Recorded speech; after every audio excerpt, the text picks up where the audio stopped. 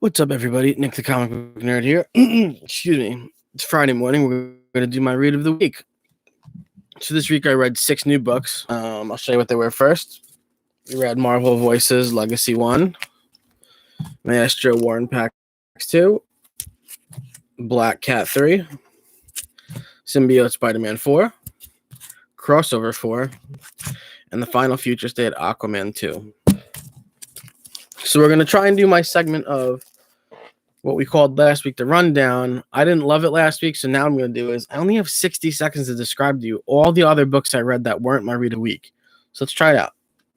Set a timer.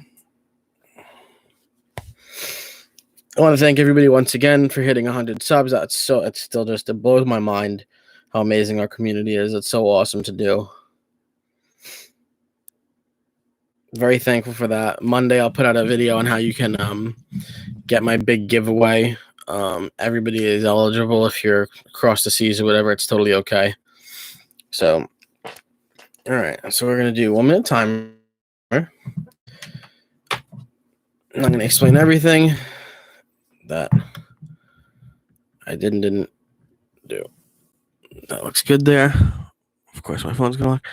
All right, here we go. Ready? All right, so first off, we read Marvel Voices Legacy number 1. I gave it a C. I didn't like it very much. It was a bunch of short stories, including Miles Morales, a female squad of Shuri, Miss Marvel, Riri, and others. Blade, Venom. There was a Blade story, a Venomverse in Nigeria story, and a really cool Domino story. And then I read Maestro War and Pax. The Pantheon was interrupted by Doctor Doom. That was Maestro's old group. I am never going to do this in 60 seconds. They go and find Bruce Banner and tell him that AIM, the group that made MODOK, killed Prometheus, one of their old members. They trick Hulk, Maestro, with Dr. Doom's plan, and end up bringing him to Doom. So his old team betrayed him. Black Cat wasn't terrible. It wasn't great either. I gave it a B.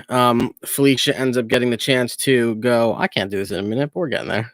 We'll work on it. Felicia ends up speaking to a magician. She wakes up all of a sudden. He ends up transferring her from world to world. And she sees like different realities, and he offers her unlimited power if she accepts the power of magic, including like bringing back her parents. So they show some cool stuff. She wears like this gold suit instead. And if you remember from King in Black 4, her and Doctor Strange are in different suits. So he uses like the Merlin staff, it looks like, to become like a better wizard. So pretty sick. Don't forget, she saved Doctor Strange. Her future self can destroy Null. She's like destroying all the dragons and everything, but she's using all the power and it's getting to her head. And it ends up turning out that she's going to destroy her friends, like her little group of, she calls her my boys. She ends up snapping out of it and says, even though it'll take my parents back, nobody takes me away from my boys. So pretty cool. Not bad. I gave it a B just because I love that storyline right now. Symbiote Spider-Man 4 was really good. I gave it a B also. Spider-Man, Rocket, Kang, Miss Marvel, and Damnation are fighting Mr. E, which is like one of those symbiote things, and they need his sword because it can apparently destroy Null. That's the sword you see there on the cover. And, yes, it is. Excuse me. Alicia, Damnation's sister, shows up, tries to ruin everything. They end up beating Mr. E between the two of them. Alicia turns. She wants a sword for her own power. Damnation fights her, realizes he wants a sword for his own power. Spidey ends up taking them both down, and they're going to bring the sword to help out Null. Crossover 4. I am not giving you a review on this book because Sunday I'm going to be on Perpetual Comics channel, comic book channel on YouTube. Check him out for sure. And we're going to do a review of this all together. I gave it an A, though. Very good. And my read of the week, man, I know it's a favorite of mine with the Aquaman story, but read of the week, Aquaman Future State Aquaman 2. I loved this. It was super cool. We'll bust it open so I can show you some cool stuff with it. If you remember from the last one, Jackson is still locked away, or he's breaking out, and he sees those bubbles that says she's alive or she's on her way, something like that. So he knows that Annie is coming for him, or is working towards it. And it's cool because it was written in like bubbles and like a school of fish. And it all adds up in this. And Annie and him were separated. She ends up waking up on like a different island. So the color in this is amazing. I think this is one of the most beautiful books to look at. I still haven't started the second season of Batwoman. I loved the first season. So what happens is Aqualass, Annie, the daughter of Mira and Aquaman, wakes up on an island with her leg cut open and she's in pain.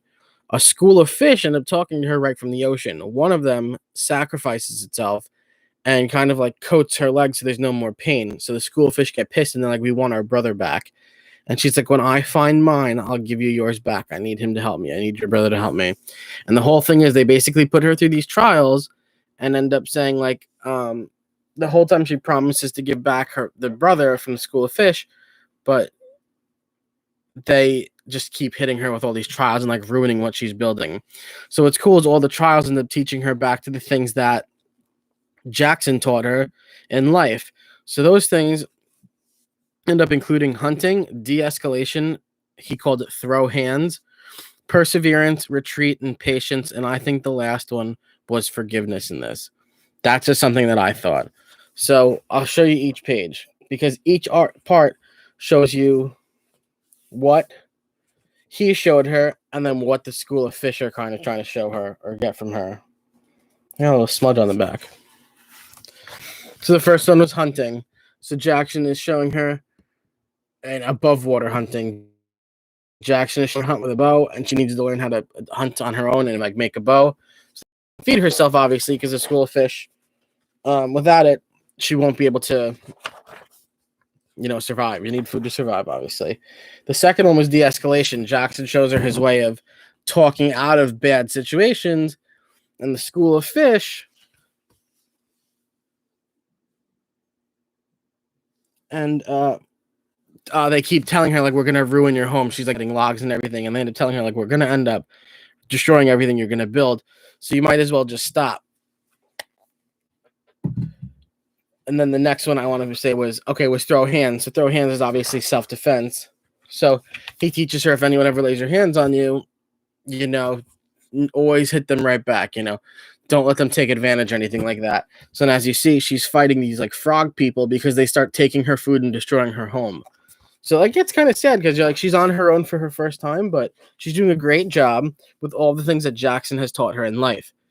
The next one was perseverance. This one is about never giving up.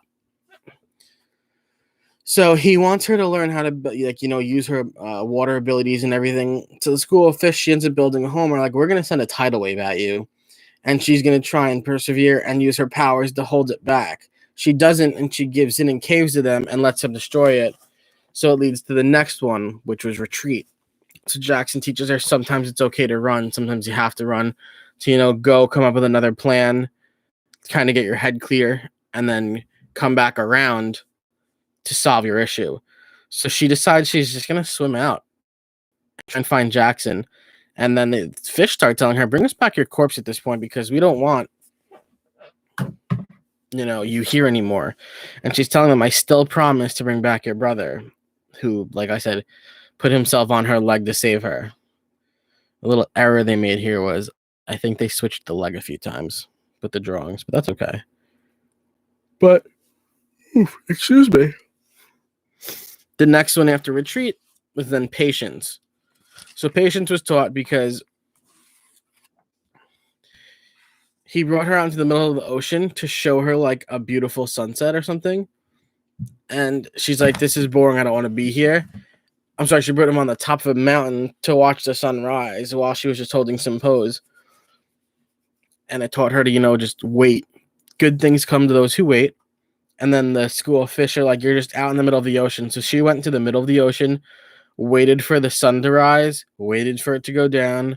She stayed out there all day. And all of a sudden, she got this feeling of Jackson. And it was great because she figured out where he is now.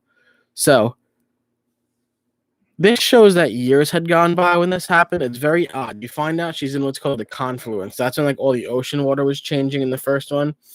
And then ended up sending her into like different dimensions and stuff and separated the two of them. So I don't know that she was in a different one. She ends up asking the school of fish, and they explain the confluence to her. So it's another lesson on patience that it all worked out. So she finds him, and she goes down, and she starts destroying this like police station or whatever you want, jail area that's holding Jackson back. And she's not taking well. So she starts fighting. He starts fighting. They fight together. He gets zapped. So when he gets zapped by this guy, Annie takes the guy, and she starts just pounding away on him.